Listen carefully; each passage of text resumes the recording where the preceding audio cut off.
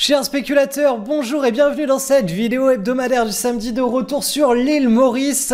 Alors, cette semaine, on va parler des signaux. On est à la fin du mois de juin, donc on va parler des signaux sur tous les actifs global macro qui ont été lancés. Il y a un signal fort sur l'or, qui est confirmé même sur une unité de temps en trimestriel. On a un signal fort sur l'euro-dollar, qui va nous donner une direction à privilégier au cours des prochaines semaines. On va faire le point sur le Bitcoin et l'hyper-climax run qui a lieu. Donc si vous voulez encore en profiter, je vais vous expliquer comment le faire. Je vais vous expliquer pourquoi moi, je ne rentre pas dans ce jeu, puisque je vais vous rappeler la logique que j'ai sur le Bitcoin et sur les crypto-monnaies.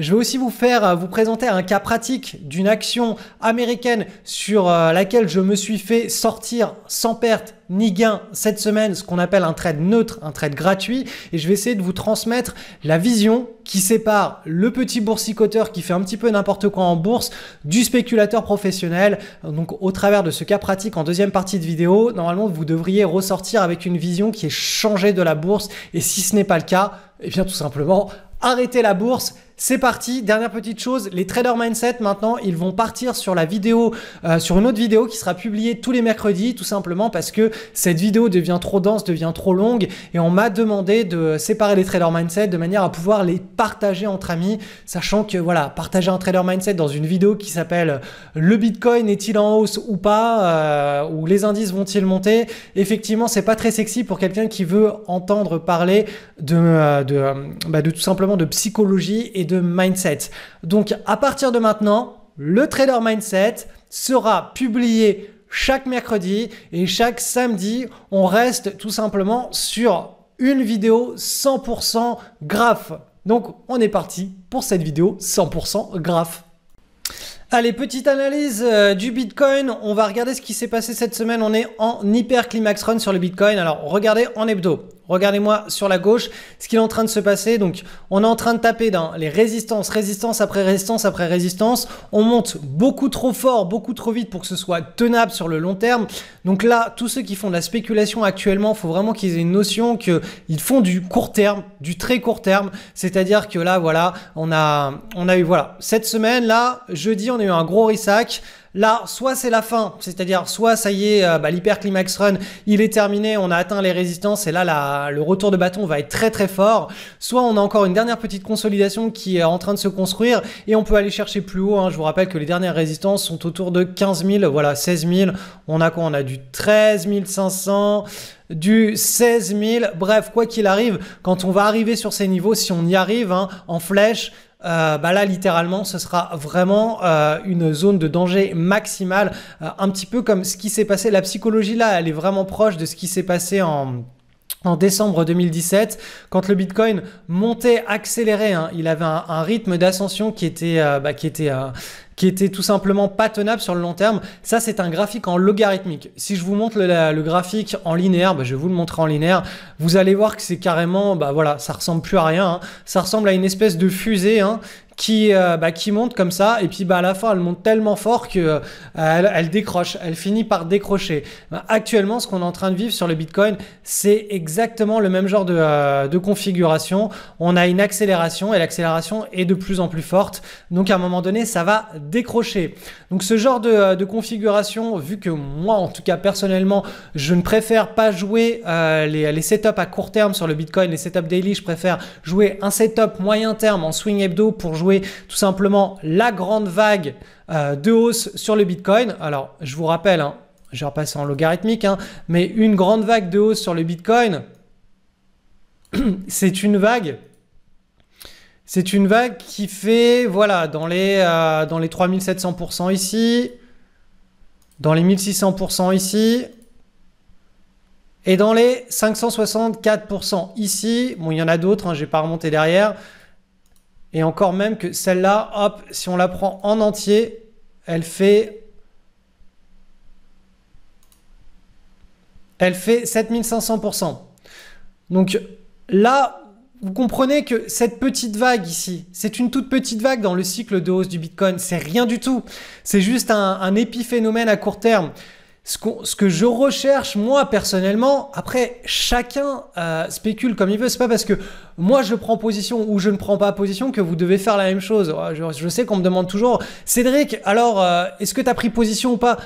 Mais peu importe que j'ai pris position ou pas, que j'achète ou que je vende toutes les fluctuations ou pas du Bitcoin, c'est pas ça l'important. L'important, c'est que vous soyez en phase avec, quand vous allez spéculer, quand vous allez prendre une position, vous êtes en phase avec ce que fait l'actif par rapport à vos attentes du marché. Si vous pensez prendre la position sur le Bitcoin pour surfer un cycle de hausse long terme, c'est une grave erreur. Si vous prenez position sur les niveaux actuels, vous allez être obligé d'aller chercher une pattern sur de l'intraday ici pour pouvoir viser un petit swing de quelques jours, mais certainement pas une grande vague de hausse sur le moyen long terme. Par contre, si en hebdomadaire, là, hop, on forme une belle pattern comme ça qui se stabilise et qu'on a un breakout, là, ce genre de position, vous allez pouvoir la prendre, en tout cas moi c'est ce que j'attends, pour pouvoir surfer une très grande tendance de plusieurs milliers de pourcents sur le long terme. Et c'est pas du 700% que j'attends, hein.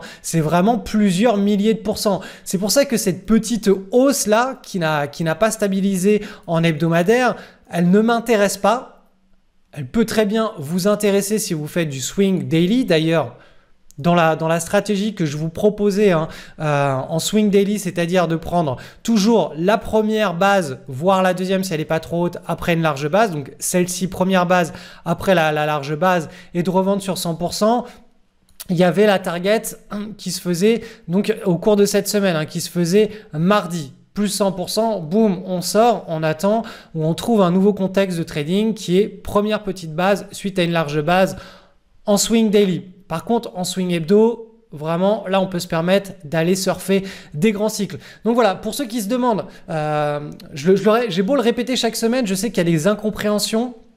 C'est pas parce que moi je ne prends pas position que le Bitcoin ne va pas monter. C'est pas parce que je vous dis qu'on est en hyper climax run ou en climax run que le Bitcoin va se péter la tronche tout de suite. C'est simplement des contextes de marché qui font que quand on est en hyper climax run, soit on ne prend pas du tout position, soit on descend dans les unités de temps pour trouver des setups et pouvoir mettre en place un plan de trade qui soit viable dans le contexte de trading du climax run ou de l'hyper climax run. Quand on est dans un hyper climax run, on va chercher des unités de temps en intraday et certainement pas en hebdomadaire ou en daily. Ça, clairement, voilà, il faut comprendre que la vitesse de cycle, de la vitesse d'une hausse, de la vitesse d'un cycle dépend les setups que l'on sélectionne. C'est extrêmement important. Si vous ne comprenez pas ce que je suis en train de vous expliquer, ne faites pas de spéculation ou formez-vous ou apprenez, mais il y a un énorme décalage, la bourse, les crypto-monnaies.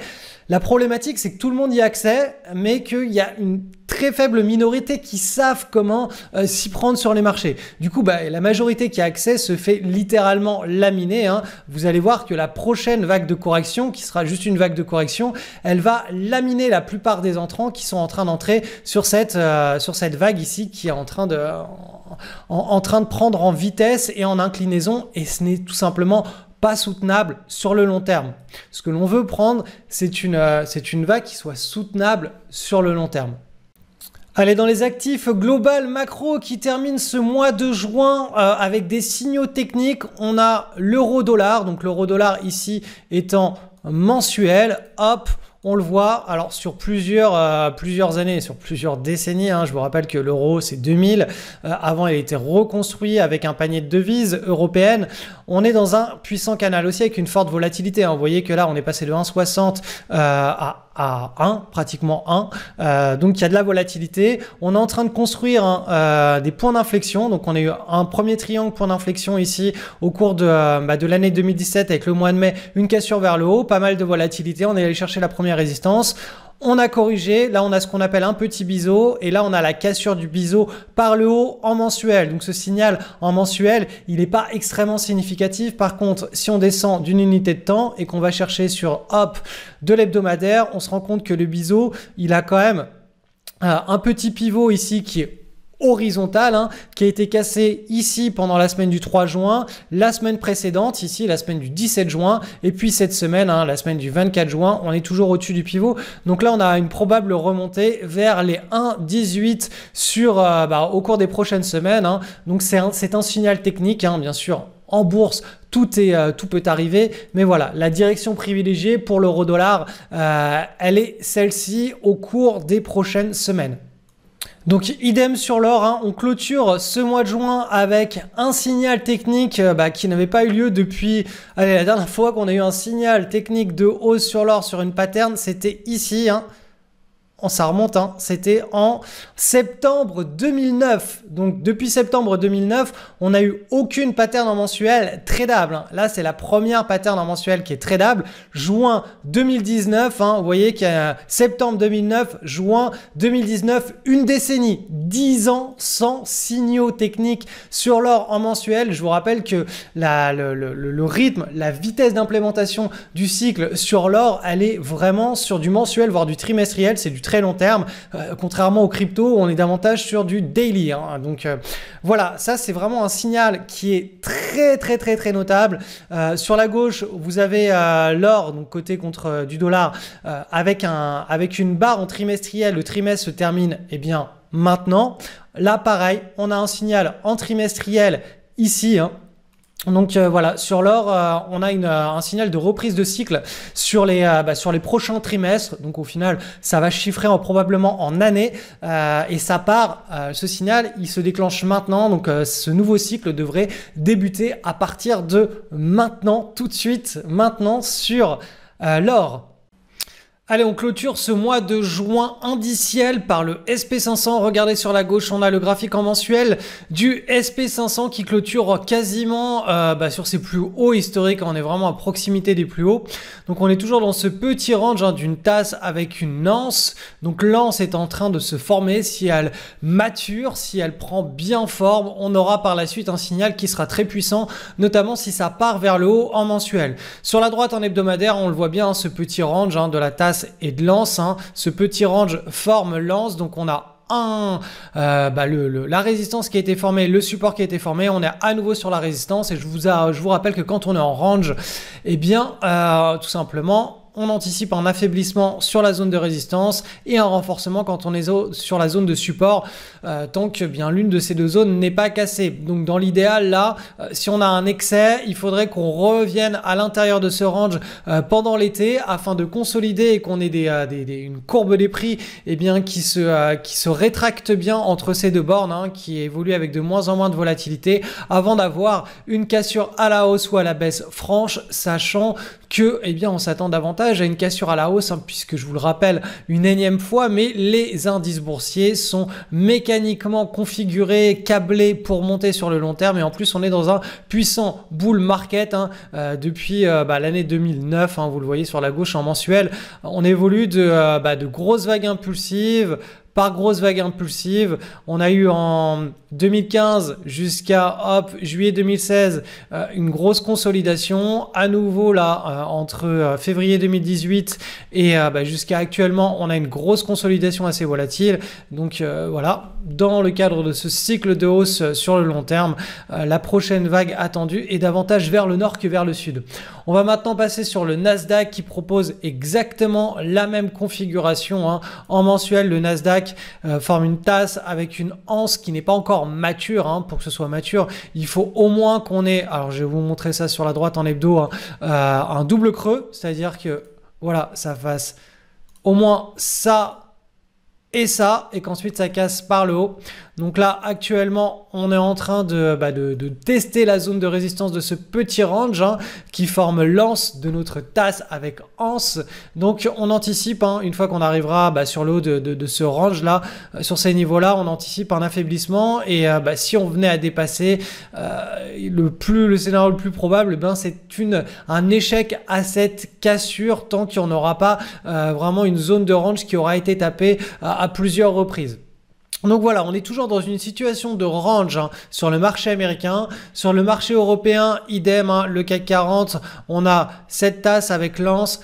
Elle a été cassée il y a 2 semaines. Je vous rappelle que comme c'est le seul indice que l'on suit à l'international qui est sur des plus hauts, on s'attend davantage à ce que ce soit un échec, hein, sur cette zone de résistance. Donc on verra ce qui se passe. Ça se trouve, les marchés américains vont partir direct en flèche vers le nord et le CAC 40 avec dividendes bruts réinvestir lui aussi et on entrera prématurément dans un bull market. C'est aussi un scénario tout à fait possible, hein, tout tout est possible en bourse de toute façon. Donc voilà. Le CAC, petit et moyenne capitalisation, lui, il est toujours en direction du range. Vous voyez qu'on est plus sur les 2/3 que sur le haut. Donc, il y a encore un potentiel avec notamment ce petit gap en hebdomadaire à combler. Et enfin, le DAX, l'indice allemand, lui, il est sur le haut du range. Donc, si on venait casser, vu qu'on ne l'a pas vraiment bien maturé, ce range, on a fait juste une retrace, et bien dans l'idéal, il faudrait vraiment que qu'on le mature, c'est-à-dire qu'on le consolide, que les prix se stabilisent et que boum, là on casse à la hausse. C'est de là que de ce genre de situation qu'émergent les meilleurs mouvements. Après voilà, si la dynamique reste bien ancrée haussière, puisque je vous rappelle qu'on est sur une trendline en hebdomadaire avec même un canal, on peut très bien aller chercher ce bas de canal avant de rebondir. Donc voilà.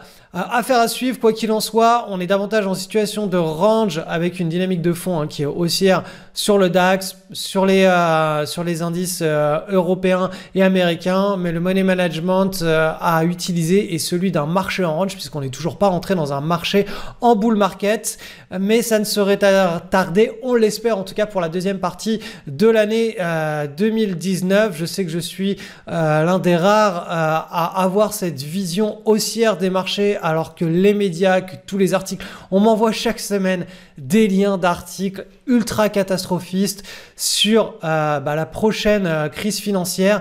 Et laissez-moi juste vous dire une chose, c'est que ça, c'est exactement ce qui s'est passé là pendant toute l'année 2015-2016, pendant toute cette période de range.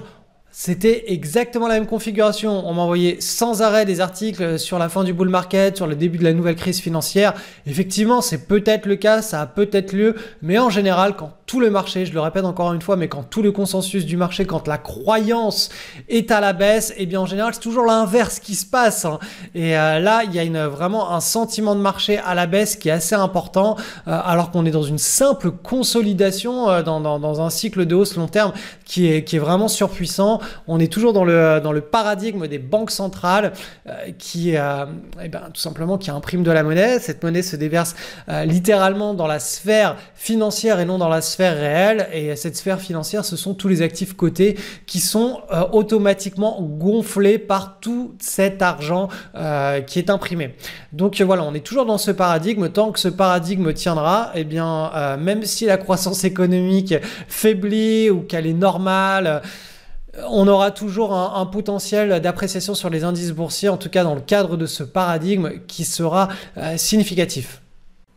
Allez, cette semaine, je vous présente un petit trade sur lequel je me suis fait sortir de position. Donc, c'est juste pour vous rappeler que en bourse, le but, c'est pas d'avoir raison. On s'en fout d'avoir raison. Vous aurez jamais raison 100% du temps et dans la plupart des cas, vous aurez raison une fois sur deux. Le but du jeu, c'est pas de fanfaronner en disant « Ah, je vous avais annoncé ça, regarde ce qui s'est passé » devant la machine à café, de fanfaronner, ou si vous avez un collègue qui fanfaronne en disant « Je t'avais dit, cette action, elle allait monter, elle allait descendre », c'est une vaste rigolade. Ce genre de discours n'a pas lieu. C'est comme de dire, voilà, moi je suis capable de lire dans l'avenir et de t'annoncer les chiffres du loto. Demandez-lui à ce moment-là, à ce collègue, eh bien, de vous annoncer la série de chiffres du loto. Ça n'a aucun sens en spéculation de baser ses attentes sur le fait de lire l'avenir ou pas. En spéculation, l'unique objectif, c'est que quand on a raison fort. Et quand on a tort faiblement en termes de capital. Donc, cette action, c'est OMCL, c'est un trade en daily. Vous voyez sur la gauche, on a le graphe en hebdomadaire. C'est une action qui est volatile. C'est loin d'être une action qui est belle dans le sens où elle a quand même beaucoup de volatilité. Vous voyez ici, hop. Cependant, il y avait une chose qui était très intéressante sur cette action, c'est que on a une contraction de la volatilité ici, là, juste avant le breakout. Et ça, c'est vraiment quelque chose de très important quand vous swing tradez les marchés, que ce soit sur une ligne de temps, en hebdomadaire, en journalier, en 4 heures, en 1 heure.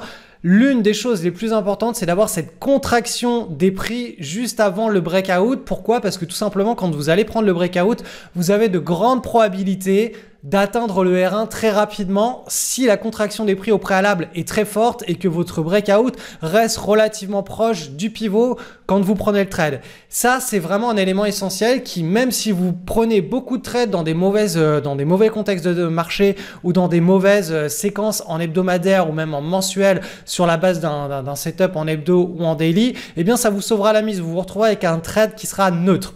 Alors là, je sais que j'en ai perdu la moitié dans la vidéo. C'est quoi, Cédric, un trade gratuit? C'est quoi, Cédric, un trade neutre? Je vais vous expliquer ça tout de suite.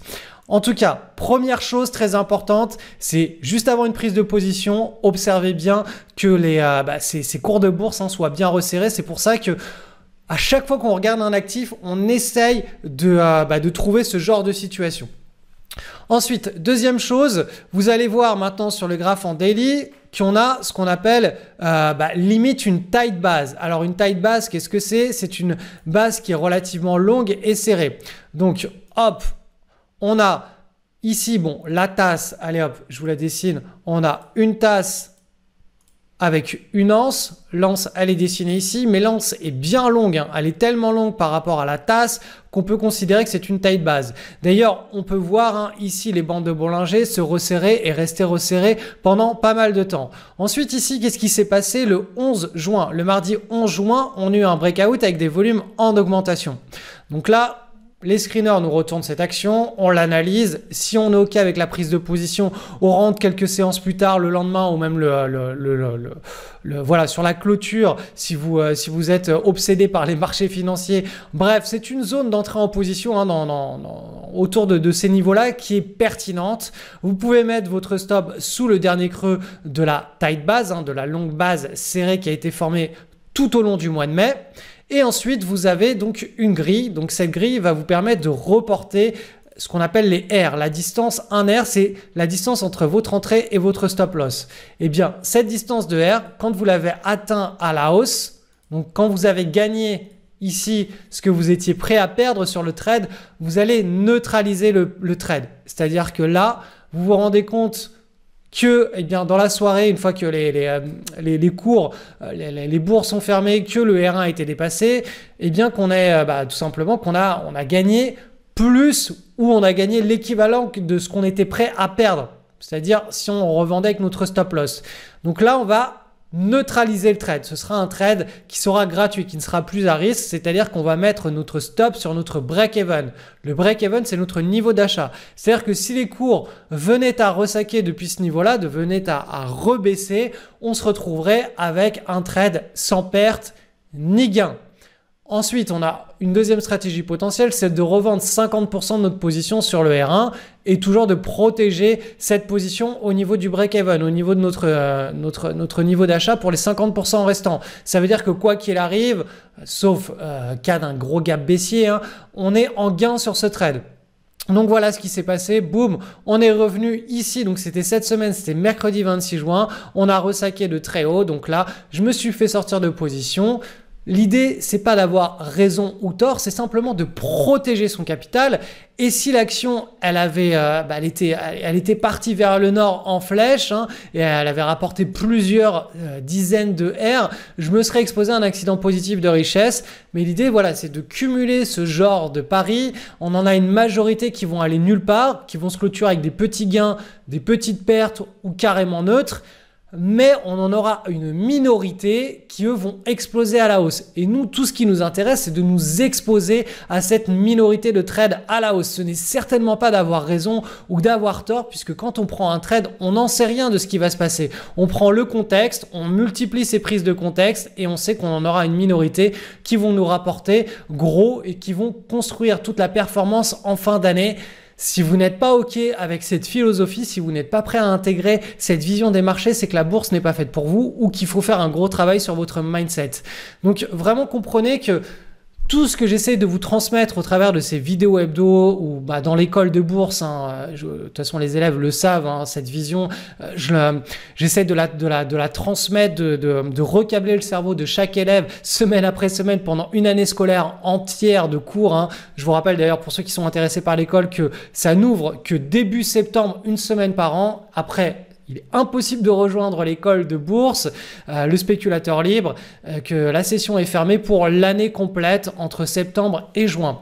Donc voilà, si vous n'êtes pas dans l'école et que vous voulez boursicoter et que vous êtes en train de boursicoter et que vous voulez passer à un niveau de spéculateur professionnel, c'est-à-dire avoir de la régularité sur la maîtrise des pertes, des gains et vous exposer à des accidents positifs de richesse dans le cadre d'un money management qui vous ressemble, que vous pouvez voilà, digérer pendant les mauvaises phases de marché et qui va vous permettre de réaliser des gros décalages à la moyenne pendant les bonnes phases de marché, eh bien il faut absolument que vous ingériez, que vous intégriez cette notion à votre plan de trade. C'est vraiment vital. C'est de là que tout part en fait. C'est les fondations. C'est comme l'oxygène pour un humain. S'il n'a pas d'oxygène, il ne peut pas vivre. Si vous n'avez pas intégré cette notion dans la bourse, dans votre spéculation, vous ne pourrez jamais survivre ou vivre et encore moins prospérer en bourse, sauf si vous êtes dans le cas d'un gagnant du loto qui a mis son premier trade sur un ticket gagnant, ce qui arrive une fois sur, je sais pas, 10 millions, et vous pensez être surpuissant, et puis du coup, 3 trades plus tard, vous avez cramé votre compte, et c'est déjà arrivé, hein. Il y a des histoires comme ça où des gagnants du loto en bourse qui pensent qu'ils ont qu'ils ont la connexion au marché, qui sont en relation directe avec Dieu et que Dieu leur insuffle les trades à réaliser. Et puis 2 mois plus tard, il n'y a plus personne, hein, le compte est cramé. Donc voilà, ça vous permet en tout cas d'être dans un bon cadre pour spéculer. Donc tout simplement, si vous voulez en savoir plus sur cette façon de couper ses positions, de transformer ce qu'on appelle tout simplement ces pertes en gains, je vous ai préparé une série de vidéos. Alors les voici, le lien est juste en dessous de cette vidéo pour pouvoir y accéder. Je vais vous expliquer comment on a un trader de génie francophone qui s'est retiré de tous ces médias puisqu'il s'est littéralement fait lyncher parce qu'il avait des performances qui étaient absolument hors du commun et toute la communauté sur internet l'a lynché, enfin une grosse partie des gens qui le suivaient sur internet l'ont lynché en disant que c'était faux, que c'était pas vrai, etc. Alors qu'en réalité le secret, c'est même pas un secret hein, puisque je vous en ai parlé, c'est la coupe. Ce petit secret était clairement annoncé, était clairement partagé au travers de ces statistiques. Donc, dans ces vidéos, je vais vous faire un tour d'horizon des statistiques de ce trader en 2004-2005, les performances complètement dingue qu'il a enregistré, hein, plus 8400% en 6 mois en 2005. Je vous présenterai donc comment il s'y est pris hein, avec la stratégie de coupe. Et enfin, je vous présenterai tout simplement comment transformer vos pertes en gains. Et si vous voulez aller plus loin, il y a une formation que l'on fait ensemble, que vous pouvez tous les soirs, chaque jour dans l'année, je suis disponible. Je réponds toujours en moins de 24 heures à vos questions-réponses. Donc, si vous avez des trades avec des neutralisations ou les stratégies de coupe que je vous enseigne dedans qui doivent être corrigées, n'hésitez pas à me les envoyer par email, c'est avec grand plaisir que je vous aiderai à les corriger. En tout cas, tout ça est partagé dans ces 3 vidéos et si vous voulez aller encore plus loin, il y a une formation et on se retrouve juste derrière. Le lien est en descriptif de cette vidéo pour vous apprendre à transformer vos pertes en gains avec la coupe des trades.